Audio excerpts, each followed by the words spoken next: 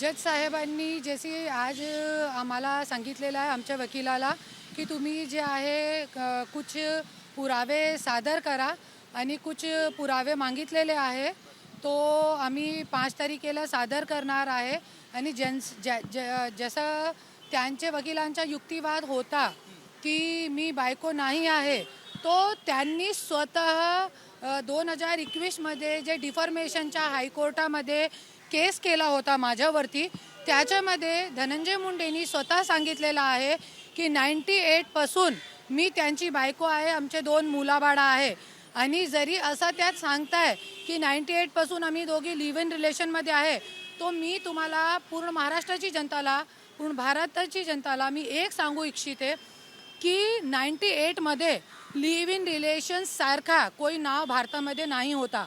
या अंग्रेजी पद्धत जे आहे आपल्या भारतामध्ये नाहीच होती 98मध्ये आणि मी बायको आहे हे सगळे पुरावे मी येणारी 5 तारखेला कोर्टामध्ये सादर करणार आहे आणि हेच सगळे आमचे जे लग्नाचे जे पूर्ण पुरावे होते, व्हिडिओ होते, आमचे फोटो होते, हे सगळे घेऊन मी परलीमध्ये गेली होती 2021मध्ये. सगळ्यांना माहिती आहे जे सगळे पूर्ण पुरावे व्हिडिओ माझे घरामध्ये 40 पोलीस लोकांनी घुसून सगळे माझे आयपॅड, माझे मोबाईल, माझे पूर्ण शादीचे एल्बम सगळे घेऊन गेले परलीमध्ये.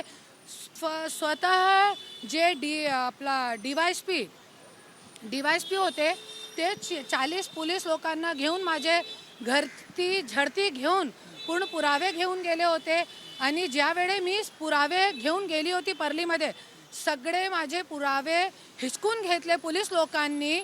जे भास्कर केंद्रे आहे आणि आज सगळे समोर येतात. आता एक पोलीस अधिकारी जे आहे कास्पे आणि थोडे दिवस अगोदर भारत भास्कर आणि असे खूप काही पोलीसवाले आहे, सुरेश धस अण्णाने ज्या लोकांचे नाव घेतलेले आहे असे पोलीस लोकांनी माझे पुरावे हिचकून घेतले, माझे घरामध्ये झडती घेतली. त्याच्यामध्ये सारे माझे शादीचे लग्नाचे व्हिडिओ सगळे होते 98पासून. पण काय प्रॉब्लेम नाही आहे. मी परली कोर्टामध्ये पण परली पोलीस स्टेशनमध्ये पण निवेदन दिलेलं आहे की माझे जे तुम्ही आयपॅड, माझे मोबाईल, माझे सारे USB मध्ये पण माझे लग्नाचे पुरावे आहे सगळे तुम्ही मला द्या असं निवेदन परली पोलीस स्टेशनमध्ये दिलेलं आहे. तो मी 100% ते पुरावे घेऊन आणणार आहे. हां, धनंजय मुंडेंनी 2016मध्ये आमचा एक वाद पेटला होता. मुलगा आणि मुलगा पैदा करायचा आहे, मुलगी पैदा करायचा आहे त्याच्यावरती आमचा खूप वाद झाला होता. त्यावेळे मी सांगितलं होता माझा मुलगा आहे आणि माझ्या मुलगेला अधिकार पाहिजे, तुमची अंतिम चिताला अग्नी देण्याचा अधिकार माझ्या मुलगाचा होणार आहे. तुम्ही किती मुलं पैदा करा पण माझा मुलगा मोठा मुलगा आहे त्याच्यासाठी तुम्ही हे अधिकार माझ्या मुलगाला द्या.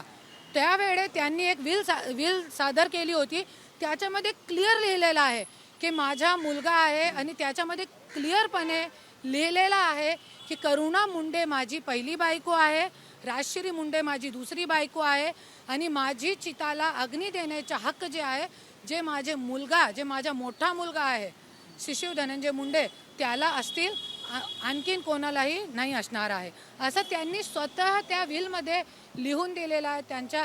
आणि ते नोटराईज रजिस्टर्ड विल आहे, असं काही फेकून दिलेलं पत्र नाही आहे. तेच आज सादर करण्यासाठी न्यायाधीश साहेबांनी आम्हाला सांगितलेलं आहे.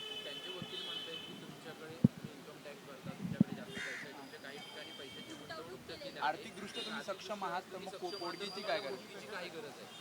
त्यांचे वकील जे कंपनीच्या सांगताय मी कोर्टामध्ये पूर्ण पुरावे देणार आहे 5 तारखेला की जे कंपनीच्या सांगितलेलं आहे ते सगळी कंपनी बंद पडलेली आहे आणि जो वेळे माझे हस्बंड माझे सोबत होते ते सगळी कंपनी तो चालवत होते आणि त्याच्यामध्ये काही खूप मोठा ट्रान्झॅक्शनसुद्धा नाही आहे.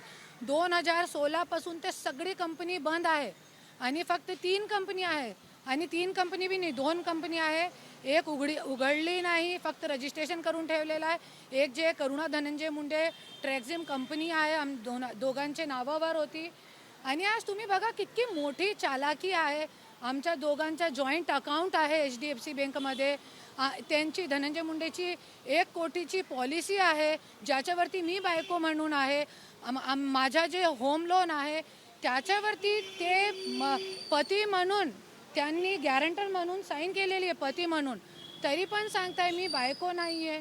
कित्ता मोठा लोकांचे डोळ्यामध्ये आणि जे न्यायालयाचे डोळ्यामध्ये धूळ झोकण्याचं काम हे धनंजय मुंडे करत आहे.